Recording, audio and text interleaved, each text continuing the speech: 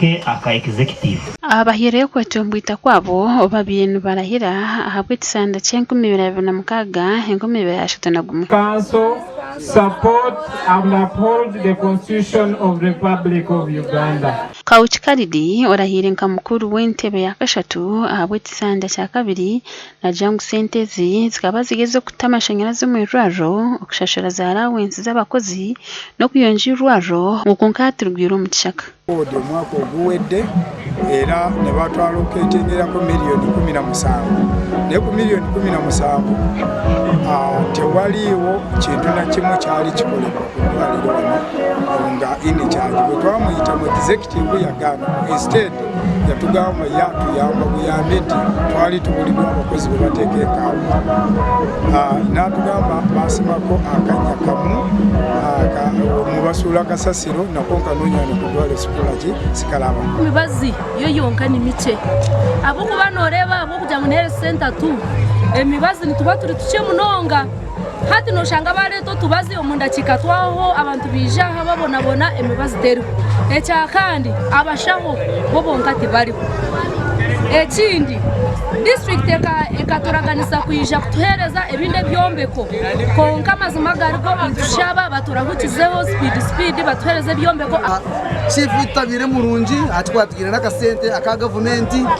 birragezo munonga kutukonfusinga mushanga urugudo twarurabya na sente zagwe atugamba ngo engineer sente zitwire engineer kumikose leta zine mushanga twasikasikana endere tatambwa kunje mugombo umuntu wanga akwarabona munonga urugudo ruragacomboro rija nkakwa urugudo rwe n'urufu munonga abembezi nibashaba DC okwindura mukuru w'irwaro hamwe no wegombora ngwabo kuba bagarirwe nyuma mugombora yabo kawo mustafa atubonyabonyeza omututwalire sente za gavumenti miliyoni 17 mwaka mulamba inti yasimaka akanya kamuwali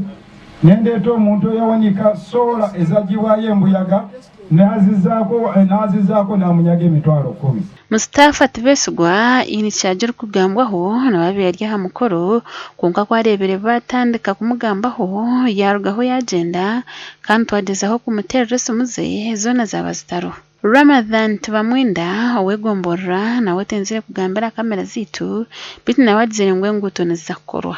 omugandi abarise mu Rucenjeje district nibetombwitiro bushuma bw'amatungo butekere musheke mu cyanga cyabo babugambire hakorahira kwa Edward Nkonge umukuru w'entebe ya Kashata wa Katoke Town Council omutegegwa district and support and uphold the Constitution of the Republic of Uganda as the law established, so help me God. Oina kumbaja ngwa karuru ndekayita bitaro nyinja so twina kwega orusoro urwokombeka abebembezi abo kutwara ensi yetu mu maiso tutakozireki nitujja kwikara mu mwetororo ensi ezindi zitusiga yito nsigare nyuma. Swear in the name of the Almighty God that I will be faithful and bear true allegiance to the Republic of Uganda and that I will preserve, protect and defend the Constitution. So help me God. Abasuma ba matungo, enkoko, embuzi, empono, ente, deruente bajwere kesojo. Nsabinyo aboja barkwibente za abantu. Ogayandire yahiga government okubaha sente nkeza town council okukiriza emirimo yine kukorwa. Sente nteito munezero kwija mu town council kuruga mu government n'emisoro yitu nteito na gweke talibanizibwa mu mirimo y'egitu kwantwara no kuhereza abantu okwambatuniheramu. Nsaba government kuongera kutwatira na ba ministers baitu na ba members of parliament na chairman 5 itwena kokutuna mujonanizibwa kuongera kurubata tukanywanira district yetu tukanywanira town council yetu kuroto agitwara mu maiso. Hona nabo mugandi akakigo karukugabe perumakamba city karahizibwe kutandika kukora mu butongore. That I will well and truly exercise the functions of the chairperson of the State Service Commission in accordance with the Constitution and the laws of the Republic of Uganda without fear or favor, affection or ill will. omukoro gukurirwe Chief Magistrate wa Mbarara City na Bende Moses kandi ogabashabira okuhereza abantu batine kushorora. Ruhinda Asaph Ntenje omuramuzi wa Humwire nuwarahizibwe nka mukuru w'akakiiko aka. Bashabye obukwetaagisa bihandike obiteke nk'oku bakubyetaaga bize mu komishoni eza kushitama esharemu wasinga noha banyira kubeshengereza ngu ekigambo ky'esente ekigambo kya influence peddling nda kubagambira ngo uturakwate nakora influence peddling turamushortlisting tujya kwanja twakimanya ngo weno wagambira uwokwenda ku sente tujya kuyaho takakushortlisting. Abanda barahizibwe ni Tumusime Deus Dediti wabiroho mukuru w'entebe ya Katana bwa Mbarara District, Rugasa Hakimu na Karunji Night Joy nk'abamemba b'akakiiko. With the constitution and the laws of the Republic of Uganda without fear or favor, affection or ill will. So help me God. Muzima twitekatekere okureba ngo twahindura ahakishani